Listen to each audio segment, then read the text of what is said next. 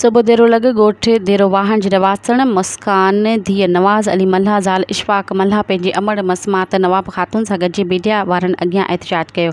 नारी मुस्कान मल्हा ताहींदे चयो त मुंहिंजो मुड़ुसु इशफ़ाक़ मल्हा जेको गंबर जो रहवासी आहे, जेको मवाली नशई आहे, जेको बिला जवाज़ 4 सालनि खां तशदुद जो निशानो बणाईंदो रहियो आहे। मुड़ुस जे तशदुद खां बेज़ार ऐं ख़ाइफ़ आहियां। चवे थो त तूं पैसा ॾे त मां शराब ख़रीद करे पिया। इनकार ते सख़्तु तशदुद करे घरां कढी छॾे थो। पीउ नवाज़ अली मल्हा वटि रहंदी हुयसि। मुंहिंजे पीउ मुंहिंजी अमड़ मसमात नवाब ख़ातून खे तलाक ॾेई ॿी शादी कई आहे ऐं मूंखे विकिरो करे हिकु मवाली पीड़सन सां शादी कराइणु चाहे पियो, जेका ॻाल्हि मूंखे पसंदि न हुई। उन करे पीउ खां जान खां मारण ऐं ख़ामोश रहण जी धमकी ॾिनियो। मां वजह वठी घरां निकिरी पंहिंजे माउ भाइरनि वटि रहां थी। नवाज़ अली मल्हा ऐं मुड़ुसु इशफ़ाक़ मल्हा जानी ऐं माली नुक़सान पहुचाइण जी धमकियूं ॾियनि पिया।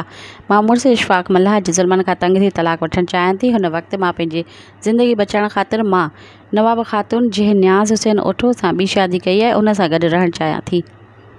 मुतासिर औरत Muskan मल्हा IG Sindh DIG Sukkur SSP Khairpur खां घुर कई त मूंखे जानी नुक़सान पहुचाइण जी धमकियूं ॾींदड़ पीउ नवाज़ अली मल्हा ऐं ज़ाले मुड़ुसु इशफ़ाक़ मल्हा ख़िलाफ़ क़दम खणी तहफ़्फ़ुज़ फ़राहम कयो वञे।